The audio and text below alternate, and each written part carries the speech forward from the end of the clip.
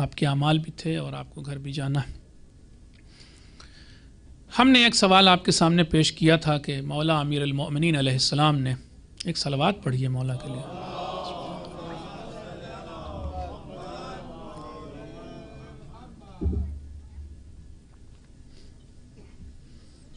ایک اور صلوات پڑھی ہے آپ حضرات۔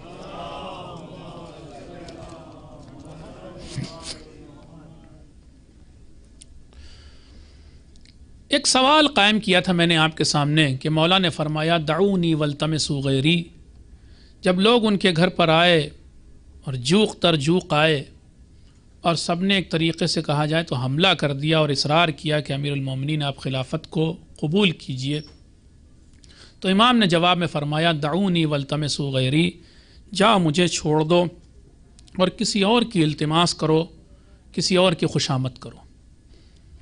امام 25 سال پہلے اسی خلافت کو لینا چاہتے تھے اور 25 سال کے بعد اسی خلافت کو لینے سے انکار کر رہے ہیں، کراہتاً بعد میں اس کو قبول کیا۔ یہ جملے خود نہج البلاغہ میں آئے، آپ احساس کر سکتے ہیں، سمجھ سکتے ہیں کہ امیر المومنین نے خلافت قبول کی تو بڑی مشکل سے کراہتاً کی۔ ایک جملہ کہتے ہیں لولا حضور الحاضر وقیام الحجہ بوجود الناصر، اگر میرے اوپر اتمام حجت نہ ہو جاتی، تم نے آ کر کے ایک بار کہہ دیا کہ آپ خلیفہ ہو جائیے، میرے اوپر اتمام حجت ہو گئی، یہ میرے لیے مشکل ہو گئی۔ ٹف زندگی تھی اہل بیت کی، ہماری آپ کی جیسی زندگی نہیں تھی۔ ایک بار خط لکھا ہے کوفے والوں نے امام حسین علیہ السلام کو، ہزاروں خط لکھے، 18,000 خط، وہ ایک الگ بات ہے، خط لکھا ہے صرف، اور امام حسین علیہ السلام کو بلایا کوفے۔ اس وقت کا ہر انسان یہ سمجھ رہا تھا کہ ایک خط جھوٹے ہیں، ہر آدمی یہ کہہ رہا تھا کہ یہ دھوکے باز ہیں کوفے والے۔ عبداللہ ابن عباس، عبداللہ ابن مطیع، عبداللہ ابن جعفر، عبداللہ ابن عمر، عبداللہ ابن زبیر، 5 تو عبداللہ نے منع کیا تھا کہ نہ جائیے، وہ لوگ دھوکے باز ہیں۔ ابو سعید خدری بہت بڑے صحابی منع کیا تھا۔ اس کے علاوہ محمد حنفیہ گھر کی فرد، عبداللہ ابن جعفر بہنوئی نے منع کیا تھا، جناب زینب کے شوہر نے، ان سب لوگوں نے منع کیا تھا کہ نہ جائیے امام حسین علیہ السلام۔ لیکن پھر بھی امام حسین علیہ السلام گئے۔ کیا یہ لوگ جو سمجھ رہے تھے وہ امام کو نہیں معلوم تھا؟ بلکہ جناب ام سلمہ نے جس وقت کہا ہے جناب امام حسین علیہ السلام سے کہ نہ جاؤ حسین، تو کہا نانی آپ کیا سمجھتی ہیں، جو بات نانا نے آپ کو بتائی مجھے نہیں بتائی ہے۔ انی لعالم، پھر دعویٰ کیا میں جانتا ہوں کہ میں کہاں پر قتل کیا جاؤں گا، والساعۃ التی اقتل فیہا، میں جانتا ہوں کس گھڑی قتل کیا جاؤں گا، کہاں قتل کیا جاؤں گا، سب مجھے معلوم ہے۔ اور اگر نانا نے آپ کو کربلا کی خاک دی ہے تو نانی لیجئے، میں بھی ایک بار اشارہ کیا، کربلا کی خاک ہاتھ میں آئی، نانی یہ بھی خاک لیجئے، جب یہ سرخ ہو جائے تو سمجھ لیے گا میں قتل کیا گیا۔ میں ساری بات یہ کہنا چاہ رہا ہوں کہ امام حسین علیہ السلام خوب سمجھتے تھے کہاں کب قتل کیے جائیں گے، تو پھر کیوں گئے کوفے؟ اتمام حجت ہو گئی، لوگوں نے یہ کہہ دیا کہ آئیے ہماری امامت کیجئے۔ اب روز قیامت وہ لوگ، اگر امام حسین علیہ السلام نہ جاتے تو روز قیامت وہ لوگ کہتے ہم نے حسین کو تو بلایا تھا۔ پھر اس وقت امام حسین علیہ السلام نیتوں پہ فیصلہ نہیں ہوگا، روز قیامت کام پر فیصلہ ہوگا۔ یہ اللہ نے ایک رول رکھا ہے اور ایک قانون رکھا ہے۔ آج بھی ہمارے درمیان بھی میری نیت ہے گناہ کرنے کی، لیکن میں نے وہ گناہ نہیں کیا، تو کیا میں روز قیامت پکڑ جاؤں گا؟ نہیں، نیت پہ تھوڑی نہ پکڑا جائے گا۔ تو ان کوفے والوں کی نیت کو کیسے امام حسین ثابت کرتے کہ ان کی نیت خراب تھی؟ یا اللہ تو جانتا ہے۔ اللہ کہتا میں نے قانون بنایا، نیت پر کسی کو سزا نہیں دی جائے گی۔ تو امام حسین علیہ السلام اس وقت پھر کیا جواب دیتے؟ تو اتمام حجت ہو گیا۔ اسی طرح سے حضرت علی علیہ السلام کے لیے اتمام حجت ہو گیا، لوگ اتنا مجمع آ گیا۔ اب خود فرما رہے ہیں لولا حضور الحاضر، اگر یہ لوگ نہ آ گئے ہوتے، یہ حاضر جو ہوئے ہیں،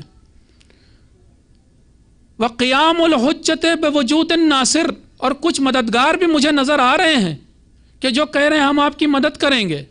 اب میرے اوپر اتمام حجت ہو چکا ہے، تو اب اور مجھ سے ایک عہد بھی اللہ نے لیا ہے، اور اللہ نے اللہ نے اپنے خاص بندوں سے عہد نہ لیا ہوتا کہ ایسے موقع پر لبیک کہو گے تو میں کیا کرتا؟ لَأَلْقَيْتُ حَبْلَهَا عَلَى غَارِبِهَا، تو میں اسی خلافت کی باغ ڈور، جیسے اونٹ کی ڈوری کو، مہار کو اس کی پیٹھ پہ یوں ڈال دیا جاتا ہے، میں ڈال کے اسی خلافت کو ان کے حوالے کر کے چل دیتا۔ علی کو شوق نہیں ہے خلیفہ بننے کا۔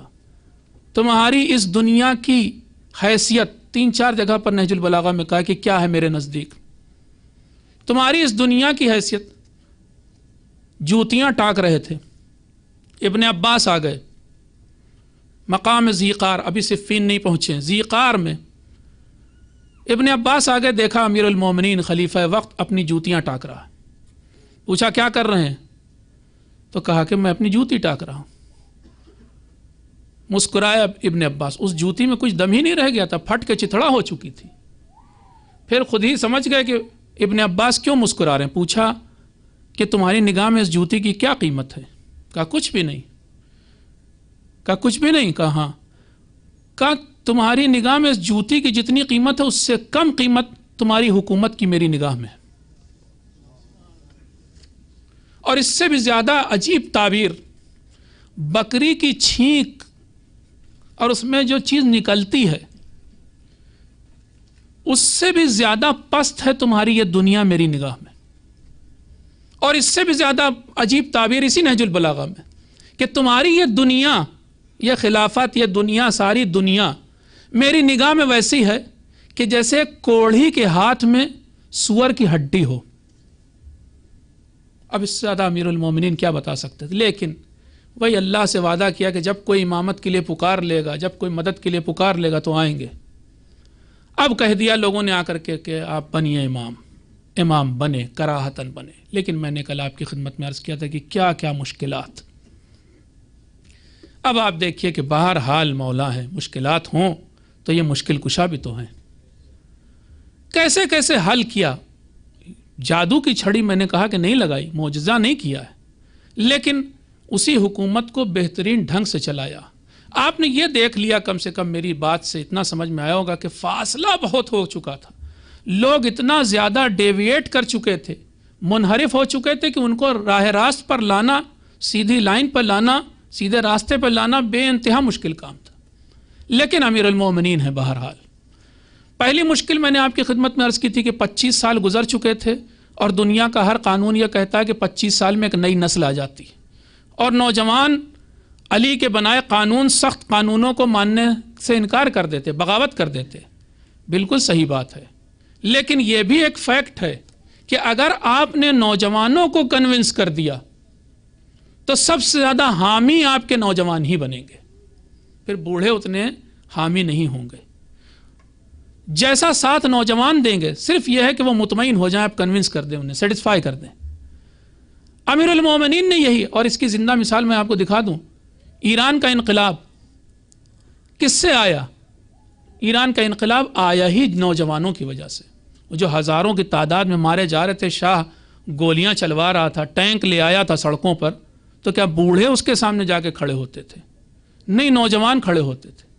سارا انقلاب آیا ہی ہے، اور جب نوجوان کسی کے متوالے ہو جاتے ہیں تو پھر کچھ نہیں دیکھتے، بڑی سے بڑی پاور کو ختم کر دیتے ہیں۔ امیر المومنین نے اس پوٹینشیل کو ٹیپ کیا اور آپ نوجوانوں کو مطمئن کر دیا۔ ایک جو دو نہیں، میں تو 2-4 مثال آپ کے سامنے دوں گا، باقی اور آپ ڈھونڈیے گا۔ آپ کہیں گے کہ میں پہلی مثال کیوں باہر سے شروع کروں؟ اپنے دونوں بیٹے جو معصوم بھی ہیں، آپ کہیں گے یہ تو معصوم ہے، ان کا کیا؟ نہیں، آگے بڑھیے۔ محمد حنفیہ جوان بیٹا ہے جو غیر معصوم ہے، یہ خلاف بھی تو ہو سکتا تھا امیر المومنین کے، لیکن امیر المومنین کے ساتھ صفین میں، جمل میں، نہروان میں لڑا۔ یہی بیٹا امیر المومنین کا، جوان کو سامنے لائے۔ اور یہی نہیں، اس وقت کمسن صحیح جناب ابو الفضل العباس بھی موجود تھے، اور اس سے بھی بڑھ کر کے جناب عقیل کی اولاد کہ جو بعد میں کربلا میں بھی کام آئی، ایک بھائی تھوڑے نہ تھے جناب مسلم ابن عقیل، کم از کم 4 یا اس سے بھی زیادہ، یہاں تک کہ بعض لکھنے والوں نے کہ اولاد عقیل میں 9 لوگ شہید ہوئے۔ تو وہ سب کے سب ساتھ، وہ سب جوان تھے اس وقت۔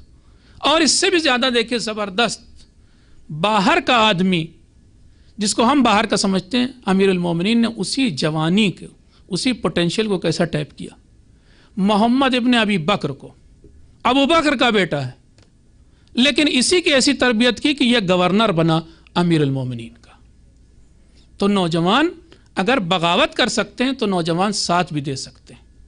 اس مشکل کو مولا نے ایسے حل کیا کہ نوجوانوں کو مطمئن کیا۔ ہمیں بھی یہ سبق اس سے لینا چاہیے۔ آگے بڑھتے میں زیادہ وقت نہیں تو اس پر اور روشنی ڈالتا۔ مشکل تھی امیر المومنین کے پاس۔ کون سی مشکل؟ ایک مشکل یہ تھی کہ 9 مسلم لوگ، میں نے کل بتایا تھا، بہت ساری ٹیریٹریز جیتی گئی تھیں اور اس کے کنورٹس تھے کہ جو ابھی اسلام سے آشنا نہیں تھے۔ اب ان کا کیا کیا جائے؟ یہ تو رسول کا دور نہیں دیکھے ہوئے، رسول کی عدالت نہیں دیکھی، سادگی نہیں دیکھی۔ جواب یہ ہے کہ امیر المومنین نے اس چیز کو حل کرنے کے لیے تقریریں کرنی شروع کی، اسلام کو بتانا شروع کیا۔ پہلی چیز یہی ہوتی، دیکھیے، کہ اگر آپ صحیح تبلیغ کریں، صحیح بات بتائیں، تو لوگ چاہے 9 مسلم صحیح ہو سکتا ہے، بلکہ ہوتا ہی ہے کہ وہ آپ کی بات ماننے لگے۔ تو امیر المومنین نے، میں نے حساب لگایا، اس کو یہاں لکھا بس اس لیے کہ اشارے کے لیے، بھول جاؤں گا، آج بہت ساری باتیں کہنی، آپ جوڑیے گا۔ امیر المومنین 4 سال 9 مہینے تک خلیفہ رہے۔ اس دوران ایک آدمی کتنی باتیں بول سکتا ہے جو لکھی بھی جائیں، ریکارڈ ہو جائیں؟ کتنی بول لے گا؟ کتنے سرمنس، کتنی اسپیچز؟ لیکن ایک نہج البلاغہ صرف نمونہ ہے، یہ سارا نہیں ہے کہ جو خلافت کے دوران بولا تھا۔ مستدرک نہج البلاغہ ایک کتاب اور لکھی گئی ہے، دیکھیے گا کبھی۔ اس کے علاوہ غرر الحکم نام کی ایک کتاب ہے، اور اقوال دیگر امیر المومنین جو کہیں ان دونوں کتابوں میں بھی نہیں آئے، تینوں میں نہیں آئے، سب جمع کریں۔ 4 سال اور 9 مہینے کی مدت میں لگتا یہ کہ امیر المومنین صرف بول ہی رہے تھے کیا؟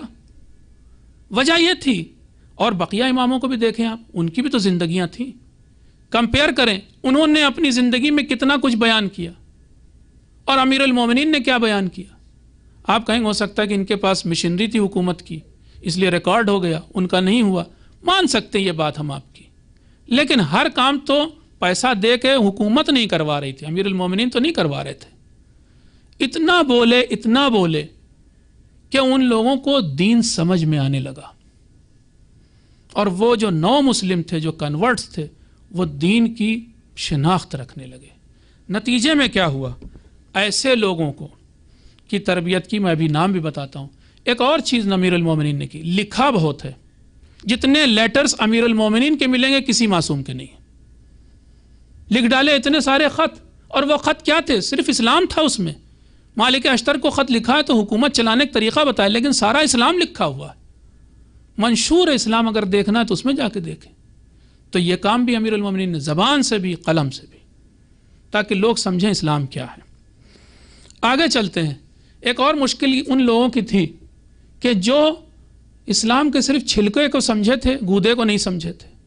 قشر گرا کہتے ہیں فارسی میں، کہ صرف اوپر سے بس سطحی اسلام، ان کو کیسے سمجھایا جائے؟ اور یہ خوارج کی شکل میں ایک گروہ بنا بھی، لیکن انہی میں سے بہت اچھوں کی بھی تربیت کی امیر المومنین نے، کہ جو ابھی اوپر سے اسلام جانتے تھے، اندر تک کا اسلام جاننے لگے۔ یہ سب باہر کے لوگ تھے، کہیں یہاں کے نہیں تھے۔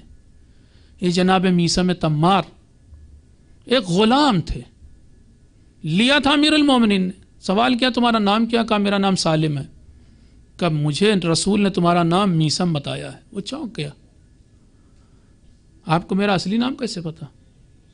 اور پھر امیر المومنین نے اصلی نام سے ہی پکارنا شروع کیا۔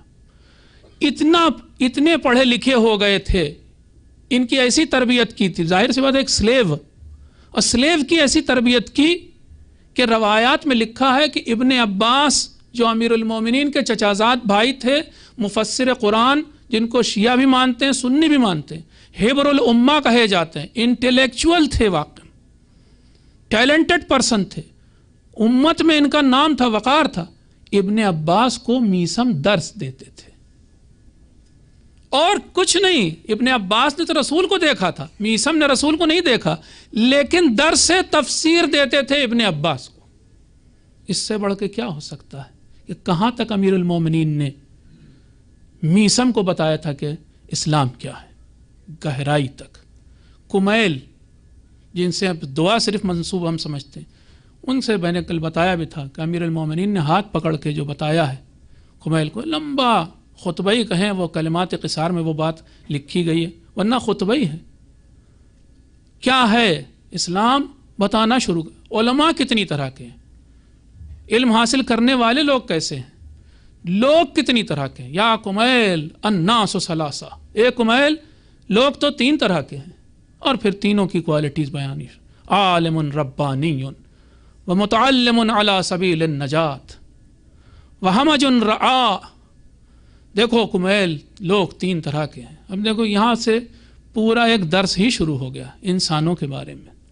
ایک وہ ہے کہ جو عالم ربانی ہوتا ہے، کہ جو واقعاً عالم ہوتا ہے، اللہ والا ہوتا ہے.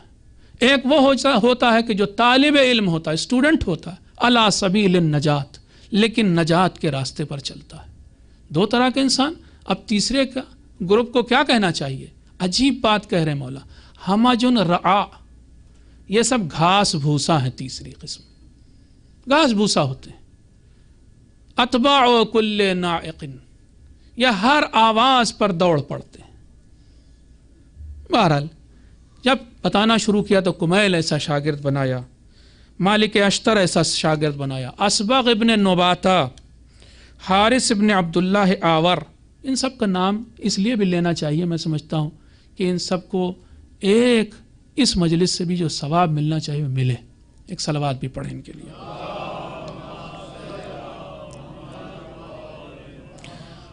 حارث ابن عبداللہ آور افقہ الناس کہے جاتے تھے. تمام لوگوں میں سب سے زیادہ پڑھے لکھے اور سمجھ بوجھ والے، سب سے زیادہ وائز انسان. عبداللہ ابن عباس جو مفسر قرآن تھے، حضرت علی ان کو راتوں رات میں اتنا درس دیتے تھے، رات کے وقت، فرصت کے وقت، کہ عبداللہ ابن عباس کو ایک رات سورہ حمد کی تفسیر بیان کر رہے تھے. شام سے شروع کی تھی، صبح کا موقع آ گیا تھا. ابن عباس سنتے رہے تفسیر کو، اور جب صبح ہونے کو آئی تو امیر المومنین نے فرمایا کہ کیا کریں ابن عباس، رات ختم ہو گئی، اے کاش کہ یہ رات اور باقی رہتی. ابن عباس کو بھی بڑا قلق تھا کہ کیوں یہ رات ختم ہو گئی. پھر ایک جملہ فرماتے ہیں کہ اسی سورہ حمد کی تفسیر سے اتنے کاغذ میں تمہیں لکھوا سکتا ہوں کہ تم انہیں 70 اونٹوں پہ رکھو گے. بہرحال ایک ایسا شاگرد بھی جس کا نام ابن عباس تھا تربیت کی. حبیب ابن مظاہر امیر المومنین کے شاگرد اور صحابی تھے. بعد میں امام حسین علیہ السلام نے ان کو فقیہ کہا تھا. فقیہ کا مطلب دین کی گہری معلومات رکھنے والا. ساسا ابن سوہان جو بقول امام جعفر صادق علیہ السلام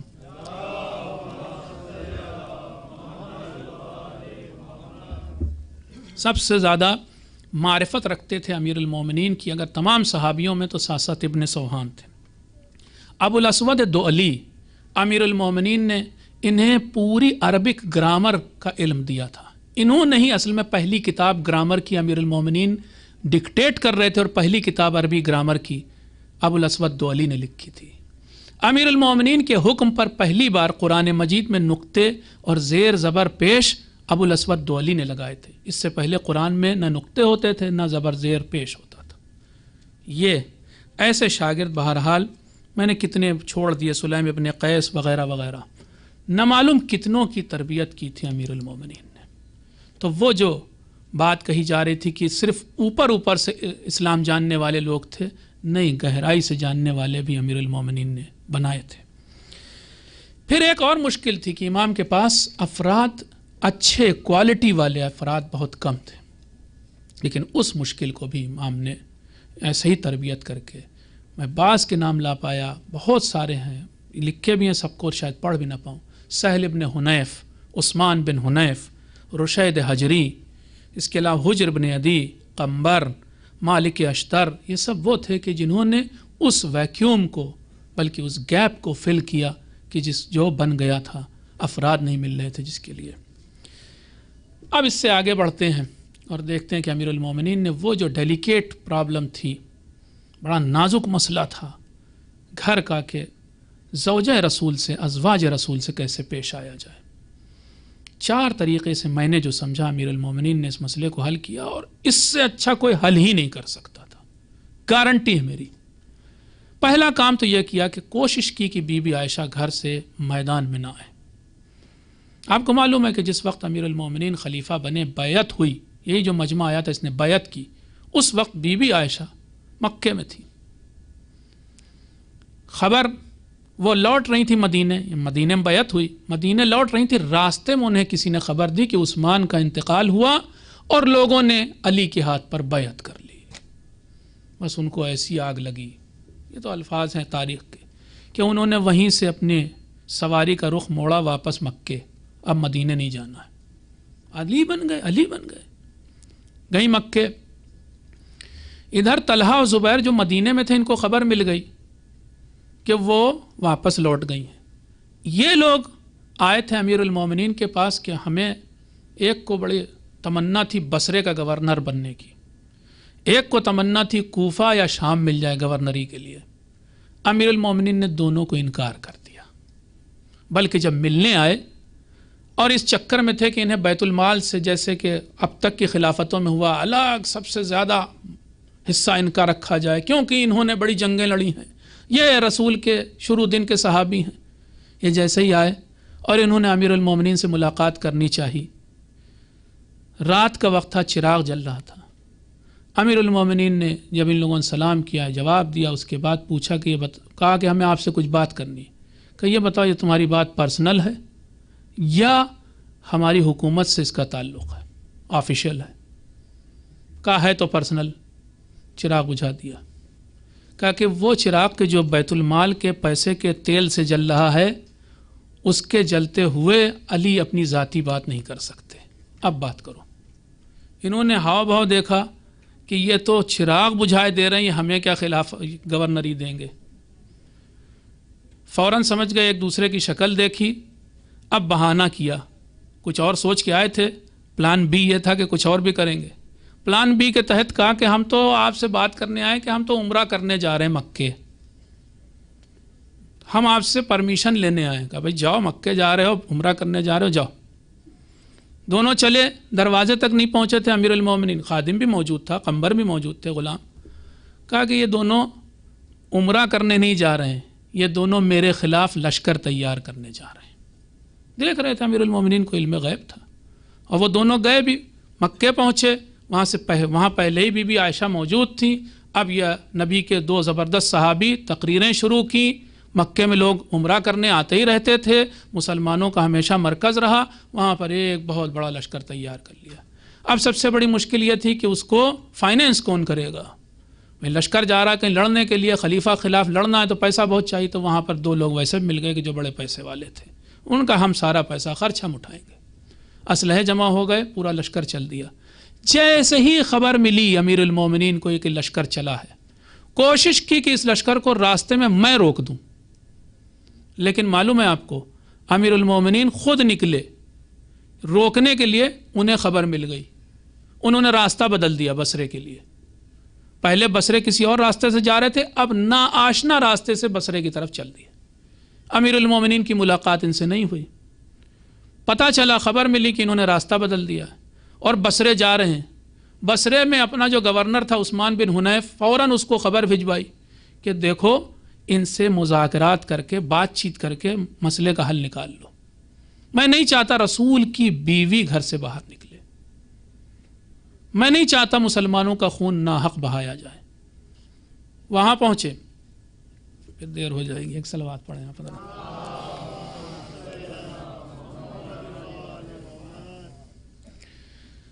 وہاں جا کر کے عثمان بن حنیف تک یہ خبر جیسی پہنچی، انہوں نے دو لوگوں کو راستے ہی میں ان کو روکنے کے لیے بھیجا اور کہا انہیں نصیحت کرو۔ وہی ابو الاسود دولی، جن کا بھی ہم کہہ رہے تھے گرامر کی کتاب لکھی، ان کو اور ایک شخص اور، دو کو بھیجا، اس کا نام عمران تھا، دونوں کو بھیجا، جاؤ انہیں سمجھاؤ۔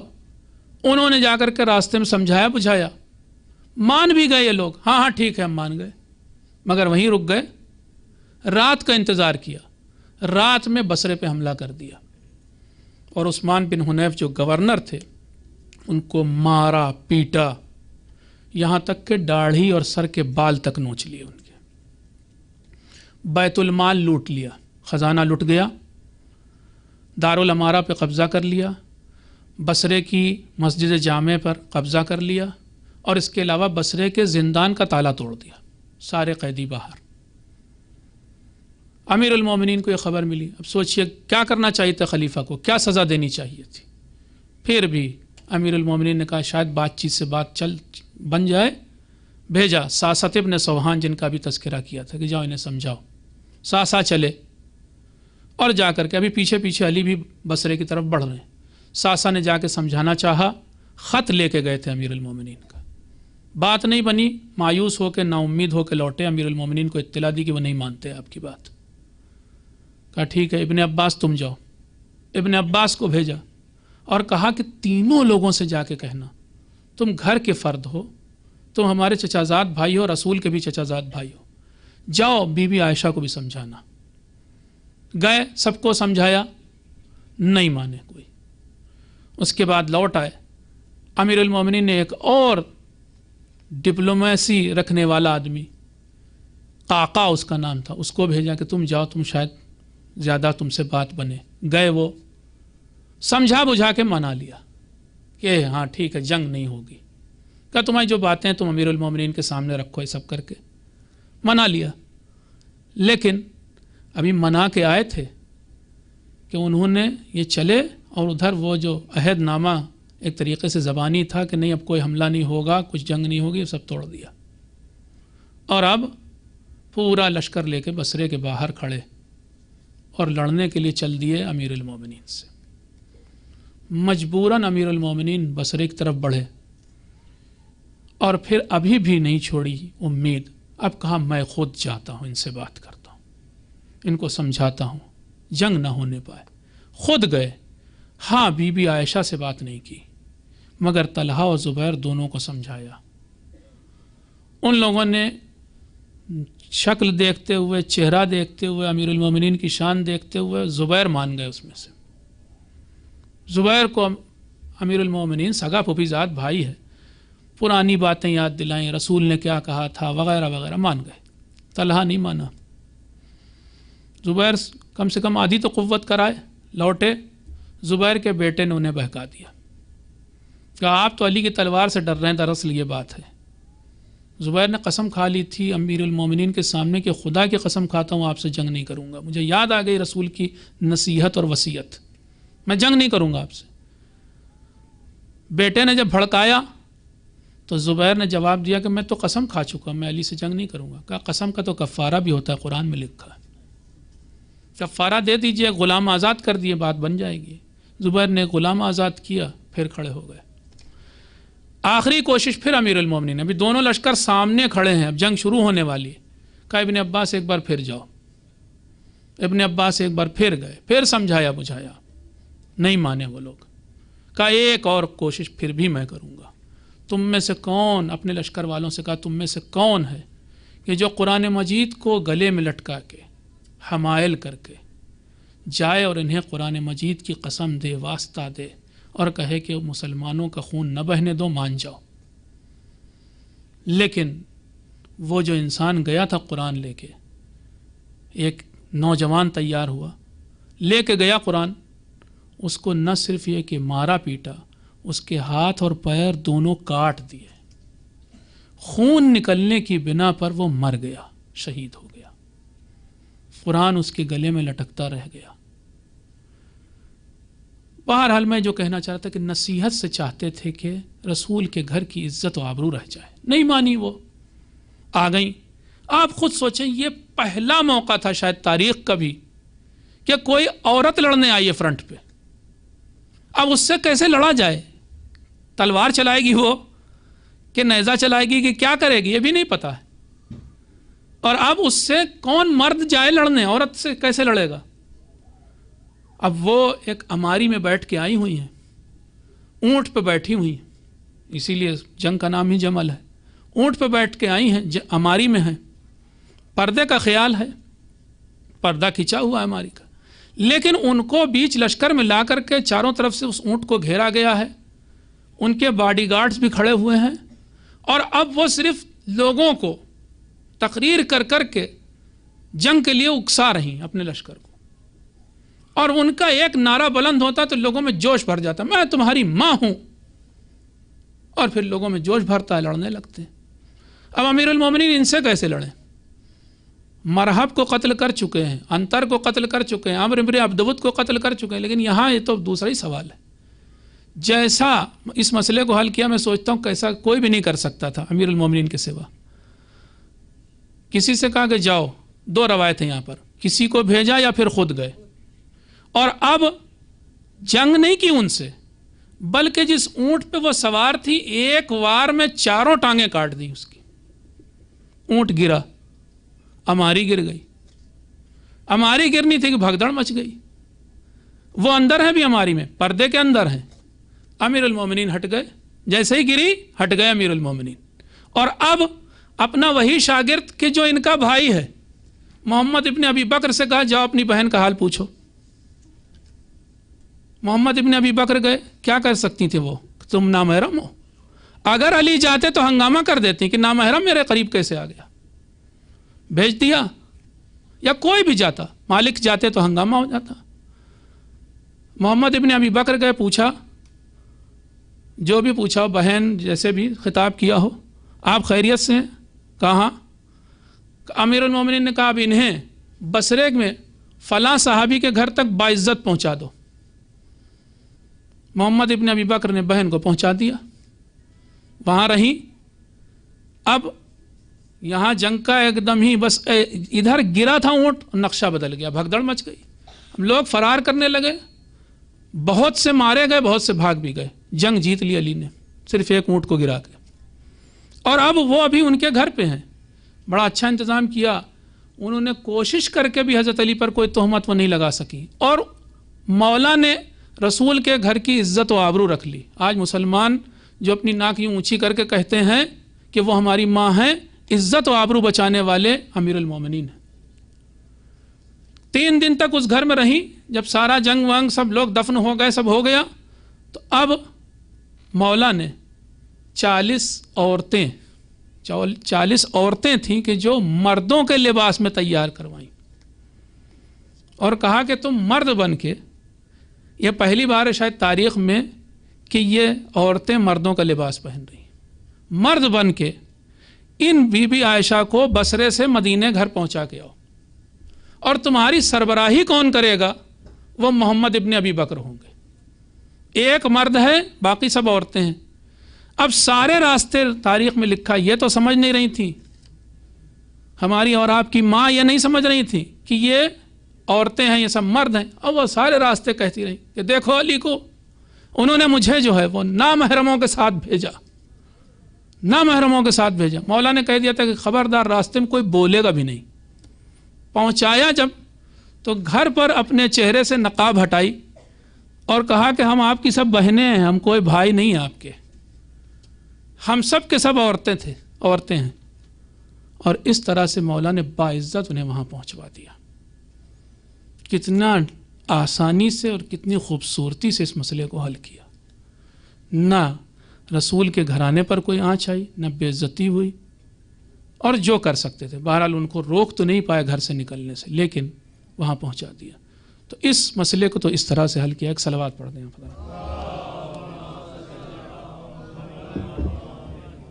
شاید 5 منٹ زیادہ ہو جائے، معاف کیجئے گا بس۔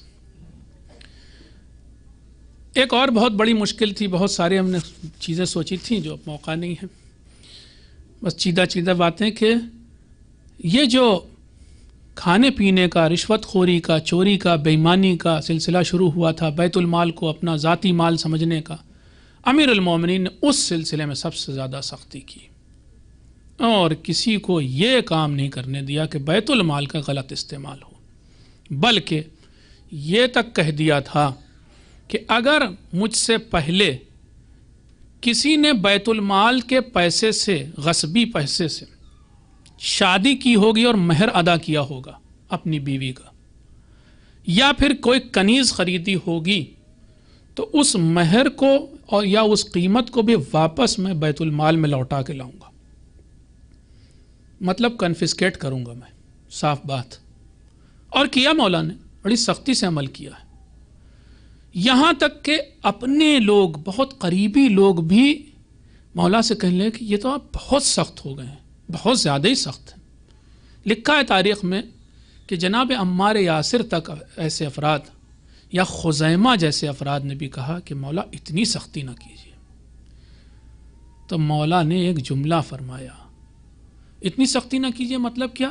تھوڑا سا عربوں کو عجم سے زیادہ مل جائے، یا مثلا قریش کو بقیہ سے زیادہ مل جائے، مہاجر کو انصار سے زیادہ مل جائے، اشراف کو دوسروں سے زیادہ مل جائے، جو رسول کے قریبی تھے ان کو اور زیادہ مل جائے. اس طرح سے آپ کچھ گریڈنگ کر دیجئے. امام نے ایک جواب دیا، اس طرح سے کیا ہوگا؟ یہ بھی کہا کہ اگر آپ ایسا کریں گے تو لوگ آپ کی طرح آس پاس رہیں گے، آپ کی مدد کریں گے. طلحہ و زبیر ایسے آپ کے خلاف ہو جائیں، بڑی مصیبت ہے. امام نے فرمایا اتأمرونی ان اطلب النصر بالجور، کیا تم مجھے یہ سکھاتے ہو کہ میں اپنی مدد طلب کروں اس سے کہ میں ظلم کروں؟ ہرگز ایسا نہیں کر سکتے. علی کی ایک پیسہ اپنے لیے فالوور بنانے پر خرچ کریں، اپنے فالوور بنانے پہ، اور وہ بھی بیت المال کا پیسہ. ایک پیسہ یہ کائنہ نہیں خرچہ ہوگا. اور کیا، یہاں تک کہ بھائی اور بہن چیخ پڑے. واقع ایک قصہ پیش کرتا ہوں بھائی کا اور بہن کا، اور آپ کی زحمت تمام. جناب عقیل کے سلسلے میں یہ خطبہ نہج البلاغہ میں موجود ہے. رات کی گھر کی بات دوسرے دن صبح جا کر کے خطبے میں کہہ دیتے تھے پبلکلی، اے لوگوں، کل میں نے عقیل کو دیکھا کہ جو میرے پاس آئے. میں نے دیکھا کہ ان کے بال بکھرے ہوئے ہیں، فقر و فاقے سے ان کا برا حال ہے، بھوک سے برا حال ہے، اور ان کے ساتھ ان کے بچے ہیں. میں نے ان بچوں کو دیکھا کہ جو بھوک سے اتنے نڈھال ہو چکے تھے، اتنے بے حال ہو چکے تھے کہ ان کے چہرے سیاہ پڑ گئے تھے. ایسا لگتا تھا جیسے ان کے چہروں پر کسی نے سیاہی اور نیل کو چھڑک دیا. پھر عقیل مجھ سے بولے کہ مجھے بیت المال سے 1 صاع گندم، 1 صاع کا مطلب 3 kg گیہوں گندم دے دیجئے. میں نے ان کی بات کو کان لگا کے سنا تو وہ سمجھے کہ میں ان کی بات مان جاؤں گا. یہ بھائی ہے، سگا بھائی عقیل، میں ان کی بات مان جاؤں گا. پھر میں نے کیا کیا؟ میں نے ایک لوہے کے سلاخ کو گرم کیا، اور گرم کرتے کرتے اتنا گرم کیا کہ وہ لال ہو گئی.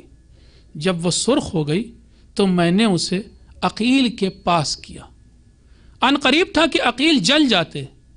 وہ چیخ کے اس طرح دور بھاگے کہ جیسے کوئی مریض کراہتا ہے اور چیختا ہے. اس وقت میں نے عقیل سے کہا کہ عقیل، تم دنیا میں ایک ایسے انسان کی جلائی ہوئی آگ، جس نے ہنسی اور مذاق میں ایک آگ جلائی ہے، تم اس سے جلتے ہوئے ڈر رہے ہو اور چیخ رہے ہو، اور مجھے قیامت کی اس آگ میں جلانا چاہتے ہو کہ جسے اللہ قہار نے جلایا ہوگا. یہ عقیل کے ساتھ رویہ تھا. 3 کلو گیہوں نہیں دیا عقیل کو. بھوکے بھی تھے، پیاسے بھی تھے، بچے بھی بھوکے تھے عقیل کے، لیکن دیا نہیں. عقیل کو ویسے ہی واپس کیا. پھر ام ہانی کا قصہ. مولا کی سگی بہن ہے ام ہانی. لکھا ہے کہ ایک روز ام ہانی اپنا حصہ لینے آئیں بیت المال سے. مولا نے 20 درہم اٹھائے اور ام ہانی کو دے دیا، لے کے چلی گئی. اگلے دن ان کی کنیز، جو کہ عرب بھی نہیں تھی، عجم تھی، کنیز بھی تھی، وہ آئی اپنا حصہ بیت المال سے لینے. مولا نے اسے بھی 20 درہم دے دیے. کنیز گئی، گھر پہ جا کر جب پہنچی تو ام ہانی نے پوچھا کہ تم کو کتنا دیا بھیا نے؟ علی نے جواب دیا 20 درہم. اتنا سنتے ہی اب ام ہانی کی آگ لگ گئی، تمتماتی ہوئی مولا کی خدمت میں آئی. کہا مجھے اور کنیز کو برابر دیتے؟ میں عرب ہوں، وہ عجم ہے، میں ملکہ ہوں، وہ کنیز ہے. مولا نے ایک مٹھی خاک زمین سے اٹھائی اور کہا کہ میں نے تو یہی جانا ہے کہ اسی خاک سے سب بنے. ایک جواب یہ ہے، ایک جواب اور لکھا ہوا تاریخ میں کہ میں نے جہاں تک قرآن پڑھا ہے، میں نے اس میں کہیں نہیں دیکھا کہ اللہ نے اولاد ابراہیم میں اسحاق کو بالاتر رکھا ہو، اسماعیل کو کم رکھا ہو. اسحاق آزاد عورت یعنی جناب سارہ کے بیٹے تھے، اور اسماعیل ہاجرہ یعنی کنیز کے بیٹے تھے۔ جب اللہ نے کوئی فرق نہیں رکھا تو میں تم سے اور کنیز، تم میں اور کنیز میں کیسے فرق کر سکتا ہوں؟ سوچیں آپ کہ جو علی ایسا تھا، اتنا عادل، نہیں دیا وہ پیسہ نہیں دیا زیادہ۔ اس سلسلے میں علی کی شدت یہاں تک تھی کہ لکھنے والوں نے لکھا کہ علی کو کسی اور چیز نے قتل نہیں کیا ہے، قتل فی محرابہ لشدت عدلہ، محراب میں علی مارے گئے اپنے عدل کی وجہ سے مارے گئے، بڑا شدید عدل تھا، کسی سے برداشت نہیں ہوتا تھا۔ اس موقع پر، اس فرنٹ پر علی نے کہیں بھی کسی بھی فرنٹ پر کوئی کمپرومائز نہیں کیا، اور یہ علی کی ہی خوبی تھی۔ حضور والا جو آج دنیا کہتی ہے کہ علی ہوتے تو کیا کرتے، آج دنیا میں علی ہوتے تو دنیا کیسی ہوتی، یہ سوچیے آپ۔ بہرحال، اور ایک مشکل میں آخر میں عرض کروں آپ کی خدمت میں، اور وہ مشکل کیا تھی کہ وہ مشکل زہرائے مرضیہ نہیں تھی۔ 25 سال پہلے فاطمہ زہرا تھی، ہمدم تھی، مدد کرنے والی ایک خاتون تھی، لیکن آج نہیں تو مولا اب یہ خلافت لینا بھی نہیں چاہتے۔ اس مشکل کو لیکن علی کیسے حل کریں، تنہائی کی مشکل کو؟ کوئی کام ایسا نہیں کیا علی نے، بلکہ میں نے جہاں تک پڑھا ہے، جانا ہے، یہ جو مناجات ابھی آپ پڑھ رہے تھے، اور بھی مناجات ہیں مولا کی، یہ ساری مناجات آخری ایام میں بہت پڑھی ہیں، خاص طور سے اس وقت کے جب خلیفہ تھے۔ یہ مناجات اپنی تنہائی کی مشکل کو اللہ سے کہہ کے حل کیا ہے۔ جب بھی اکیلا محسوس کرتے تھے تو یہ بھی تو تھا کہ وہ ہے کہ جو یا انیس من لا انیس لہ، تو اس کا ہمدم ہے جس کا کوئی ہمدم نہیں۔ آج کی رات معمولی رات نہیں ہے حضور والا، یہ وہ آخری رات تھی کہ جس میں ایک ایسا انسان تھا کہ جو مسجد کوفہ کی محراب میں مناجات پڑھتا تھا۔ ساری کوفے کی مسجد خاموش رہتی تھی، ویران رہتی تھی، سناٹا ہوتا تھا۔ ایک اکیلا انسان ہوتا تھا کہ جو مسجد کوفہ کی محراب میں، گھر پہ نہیں، راتوں کو پوری مسجد میں گزارتے تھے۔ کوفہ میں، دارالامارہ میں تو رہے ہی نہیں امیر المومنین، ایک شب بھی نہیں سوئے تھے۔ تاریخ نے لکھا جب بھی تھوڑا آرام کیا اپنے بھانجے کے گھر پہ، کبھی بھی وہ دارالامارہ میں نہیں گئے، سوئے نہیں۔ اور پھر رات میں سوتے بھی کب تھے امیر المومنین؟ کوفے کی مسجد ہوتی تھی، محراب ہوتی تھی۔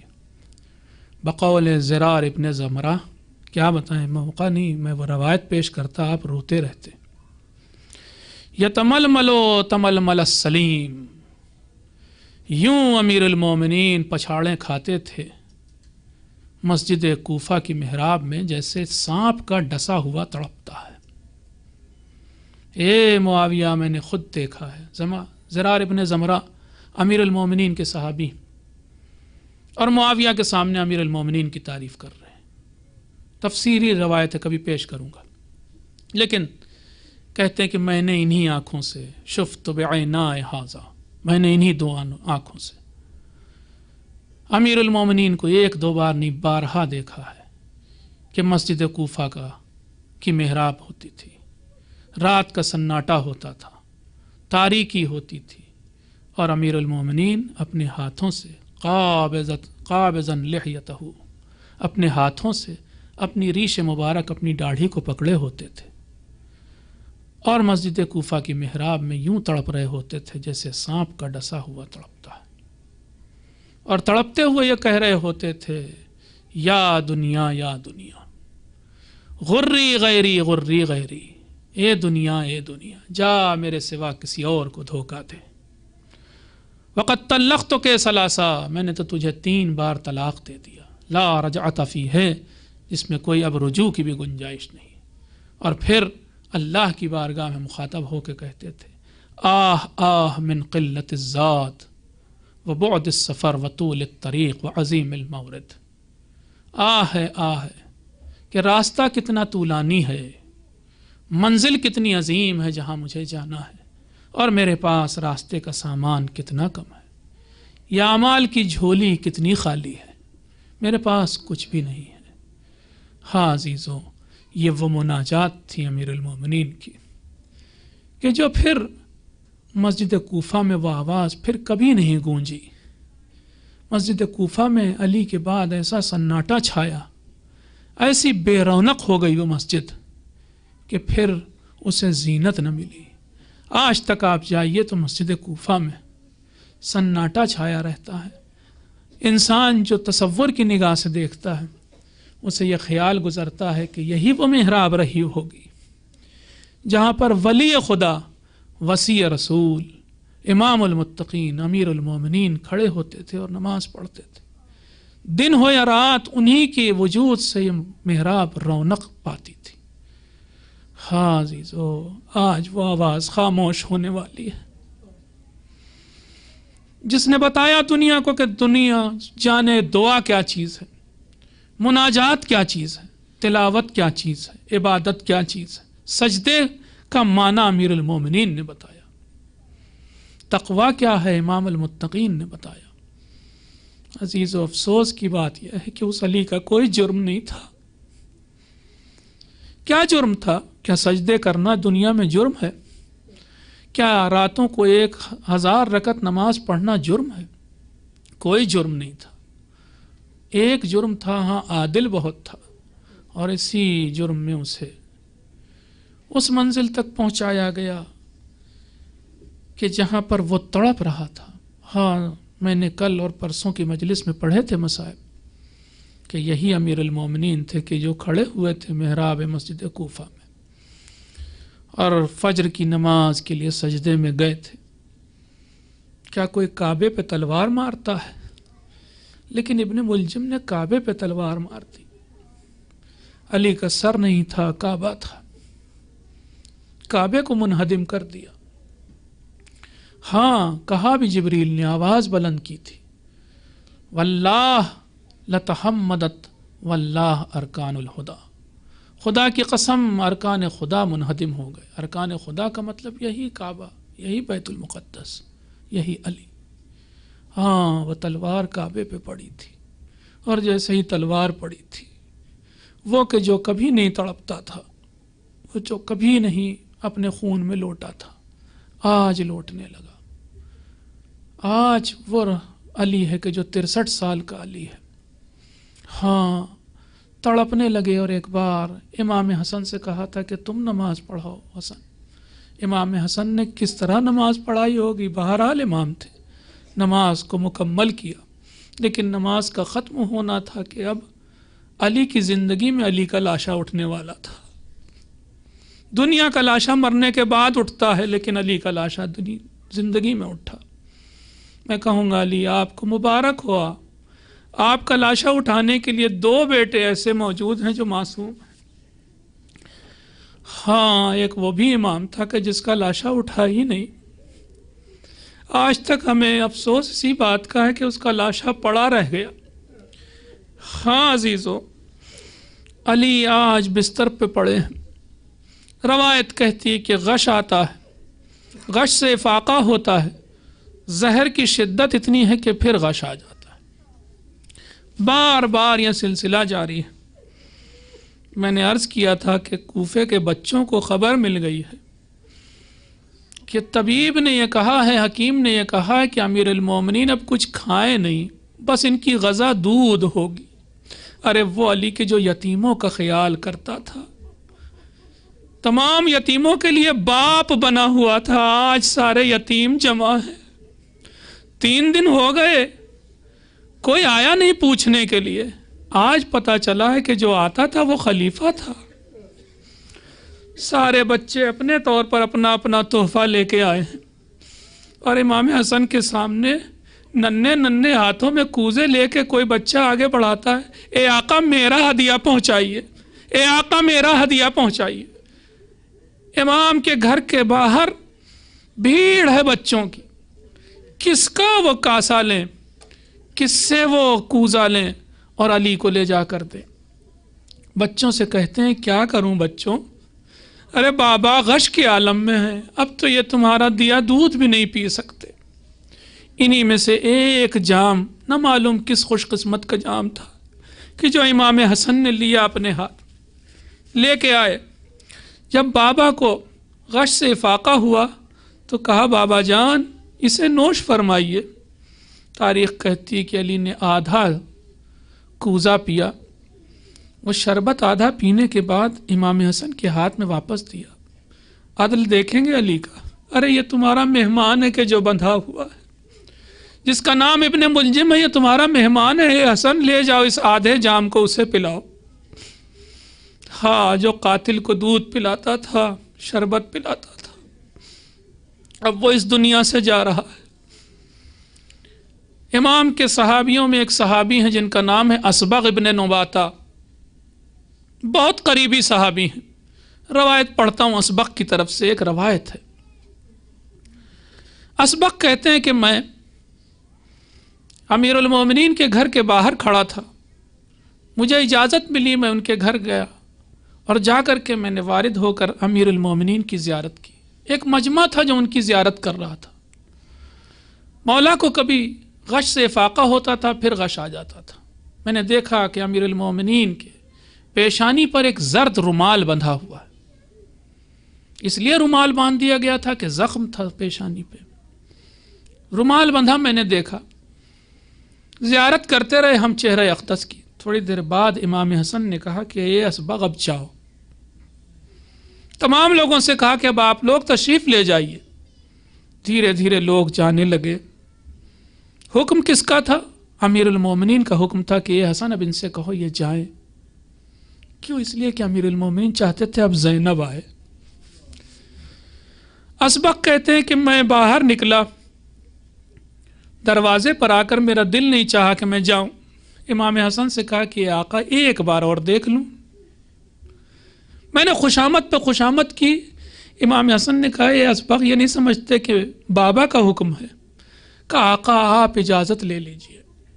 امیر المومنین نے یہ گفتگو شاید سن لی، امام حسن کو آواز دی، امام حسن تشریف لائے۔ کیا بات ہے حسن؟ کہا بابا سب چلے گئے، اسبغ جانے کو نہیں تیار ہے۔ کہا آنے دو اسے اندر۔ اسبغ آئے۔ کتنی دیر گزری تھی؟ ابھی تھوڑی دیر تو گزری تھی۔ اسبغ کہتے ہیں جب میں واپس آیا تو میں نے دیکھا کہ وہ رومال کہ جو پیشانی پہ بندھا تھا اب نہیں ہے۔ میں دیکھنے لگا غور سے، لیکن پھر جب غور سے دیکھا تو میں نے دیکھا کہ رومال ہے، مگر اب چہرے کا رنگ اور رومال کا رنگ ایک ہو چکا ہے۔ امام حسن نے اتنی دیر میں کہا کہ اسبغ اب تم نے زیارت کر لی، جاؤ۔ امام حسن سے کہتے ہیں اسبغ آقا ایک سوال پوچھنا ہے آقا سے، اجازت دیجئے میں سوال پوچھوں۔ وہ علی کہ جو غش میں پڑا ہے، غش سے افاقہ اسی گھڑی ہوا۔ فرمایا سلونی اسبغ۔ ارے آخر دم تک سلونی کہنے والا وہی انسان تھا۔ اسبغ نے وہ سوال پوچھا، جواب دیا امیر المومنین نے، اور اس کے بعد حکم دیا کہ اسبغ اب جاؤ۔ اسبغ کہتے ہیں میں گھر سے باہر نکلا، ابھی کوچے میں چند قدم چلا تھا، نہیں معلوم اتنی دیر میں علی نے کس کو بلا لیا تھا، مگر میں نے کچھ عورتوں کے چیخنے کی آواز سنی۔ میں سمجھ گیا کہ امیر المومنین اس دنیا سے رخصت ہو گئے۔ یہ سیدانیوں کی آواز ہے، یہ زینب و ام کلثوم کی آواز ہے۔ ہاں، سیدانیوں نے یہاں پر اپنے باپ پر گریہ کیا، لیکن ایک کربلا کا میدان یاد آتا ہے، پھر کیا کروں ہر بات میں۔ ایک بچی تھی کہ جو باپ کے لاشے پر رونا چاہتی تھی، مگر لوگ رونے نہیں دیتے تھے۔ ہاں، جب وہ رونا چاہتی تھی تو کیسے ہٹایا گیا تھا اسے؟ ارے ہٹانے کے لیے روایت کی لفظیں ہیں، فاجتمعت عدۃ من الناس ارے کچھ لوگ جمع ہوئے تھے، 3 سال کی بچی کو ہٹانا چاہا۔ ارے کتنی طاقت ہوتی ہے 3 سال کی بچی میں، بچی پھر بھی نہیں ہٹی، اور اب ہٹانے کے لیے ایک اور طریقہ استعمال کیا۔ شمر بڑا آگے، اس نے کہا میں ہٹاتا ہوں، مجھے معلوم ہے یہ بچی کیسے ہٹے گی۔ تازیانہ ہوا میں لہرایا اور اب بچی کی پشت پہ مارنا شروع کیا۔ عزیزو اب بھی بچی نہیں ہٹی، تو اب شمر نے کیا کیا، میں کیسے پڑھوں؟ ہاں ایک بار شمر نے بچی کے بجائے لاشے پہ تازیانہ مارنا شروع کیا۔ بس تازیانے پڑھنے تھے، بچی نے دونوں کانوں پہ ہاتھ رکھے، ایک جملہ کہا، بابا خدا حافظ، بابا خدا حافظ۔